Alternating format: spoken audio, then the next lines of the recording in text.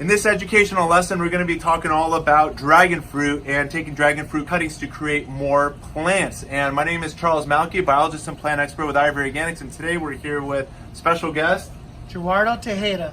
Gerardo Tejeda, and thank you so much for joining us today in this educational lesson on how to propagate dragon fruit. Let's get started.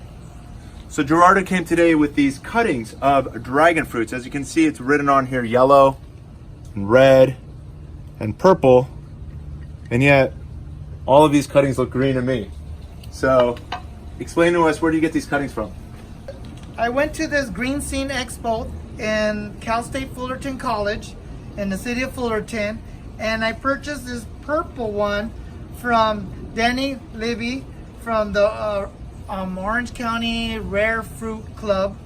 And then the red one, I got it from my ex-neighbor. She's Miss Lee, and she grew these red dragons for like over 20 years. Oh, that's and great. And the yellow one, I bought it at Laguna Hills Nursery from Gary.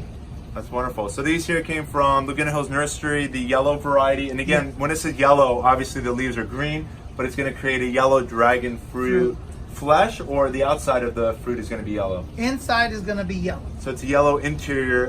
The red is going to be red on the inside then. Correct. And then the purple one is going to be It's like purple. Purple deep red. That's beautiful. And again, I just want to give credit to the people. Again, yellow is Laguna Hills Nursery, which is one of the most knowledgeable nurseries in my experience in Orange County. The red one came from your next door neighbor, Miss Lee, Yes. who's been growing these for a couple of decades.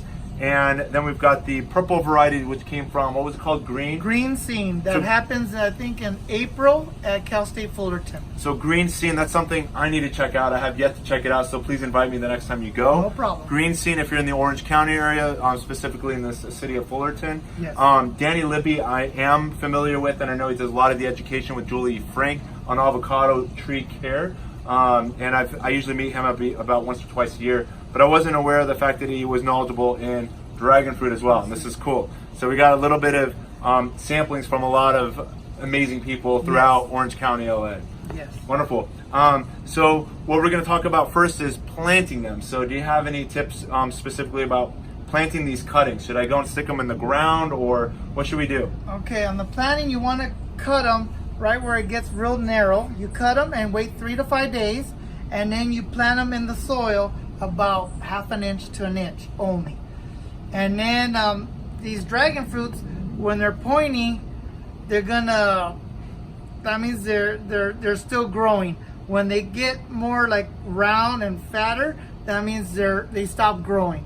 Got it. So this here is still It's pointed, growing. and you can tell, like, even the coloration on it is still, it's just not as green. It shows like it's a little pink, like that's still growing. And then in regards to the growth pattern, you're saying that Yes. this is kind of like what it would Where look you're like. gonna cut it. So right in it there. basically goes from fat to skinny, and then back from skinny to fat, and then it just continues that pattern. This is the way it pretty much extends and grows upon itself. Correct.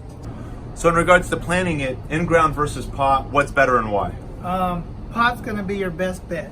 I noticed I grew some in the ground and they just turn yellow. They're very hard, difficult to grow, so you're better off starting with the pot. So they root rot very easily, and that's Yes. the reason for the pot. And I have also noticed that even in the commercial growers of dragon fruit, they'll usually use like the biggest size pot possible, whether it be 25, 50 gallons, like the largest sizes they can get their Yes. hands on, and they basically grow it that way. That way they can control the irrigation. So in regards to depth, I'm going to have you plant, let's start with the first one being color red. Yes, you So- just want to barely dip it just like that. Half an inch we went. And, No more. and then we'll just add a little bit of pressure to secure it in place. And let's just continue with the other colors as well. Let's try the purple one. Sure. And then this is the bottom, and of course the pointy part is the top. Just like that. I'm gonna have to add water to hold it up. So literally less than an inch. And yes, I'll it's do best less than an inch. the next one. I can see where it's been cut. Yes. Another thing you mentioned was a wait 3 to 5 days before planting it. Right, let it dry out and then plant it. Where are you drying it out? It can't be in full sun, I'm assuming. Yeah, where would you store it during those days? Just cut it and leave it on top of the kitchen counter. So in a cool, dry place. Cool, dry. Shady place. Yes. And so here we go. Cut end going down. Again, less than an inch. Adding some pressure around the sides to secure it in place. And now let's do the last one. Another purple. And here we go. That's right. Great. So the next thing I want to discuss with you is in regards to support structure. These plants grow, as we indicate, I'm going to pull this one out again. You just explained that it basically grows from wide to narrow, and then it creates this narrow joint before creating another wide leaf that comes to another narrow end, and it continues that pattern, meaning with the most subtle wind, whether it's 5-10 miles per hour, I'm thinking as it gets taller, it's going to blow over and snap in half, right? And therefore, it's got to be really important to secure this structure as it continues to grow. What would you recommend in regards to a structure to Yes, they use a 4x4 square post, about whatever length you want, 6 feet, 5 feet, doesn't matter. And then at the top of the 4x4 post, you put a tire, or you could build a square 2x4 wood. And then the dragon has to have a single trunk, go all the way to the top, and then layer over the tire or the square 2x4. Got it. So at the very top, you're either doing like a tire to keep it from snapping upon itself in that weight, right? Correct. And that's the reason for the tire structure at the top. But that's great. And you said height-wise, we're looking at about 5 to 6 feet. 5 feet. Would be ideal. That way you could pick your fruit. Right at your height. At your height. Perfect. So last point tip I want to share with you is how about fertilization? What can you share about feeding your plants? Okay, I've been growing this for about a year now, and I didn't fertilize. I wanted to see what they do naturally, and they start turning yellow. So I bought this at Laguna Hills Nursery, and once I added this product, the dragons turned green. That's great. So you're basically, I'm hoping you can share with me the pictures where you've got your yellow dragons, and then share with me your now pictures with the dragon fruits now turning green using, again, the 6 Macros Plus fertilizers. This Ivory Organic 6 Macros Plus is one of the only fertilizers on the market that delivers all of the macronutrients plants need, which include nitrogen, phosphorus, potassium, magnesium, sulfur, and calcium. And whereas most fertilizers only focus on NPK, this gives your plants all the macronutrients, which include magnesium, sulfur, and calcium.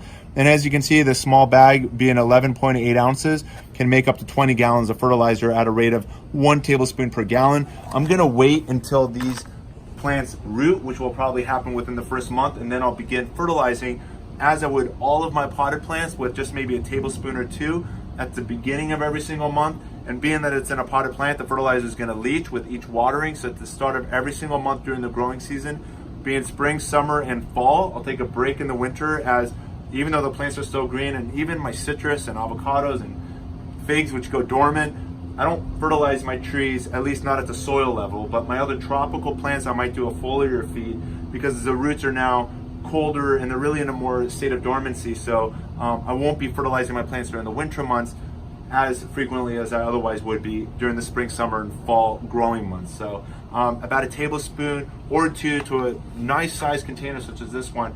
How many gallons is this, by the way? Ooh, I think it's 15. About a 15-gallon size container. Again, 1 to 2 tablespoons at the start of every month will be more than enough to support a nice, healthy, green, growing dragon fruit. And how soon can we expect, hopefully, fruit off of these beautiful plants? I think by next spring you might have buds coming out.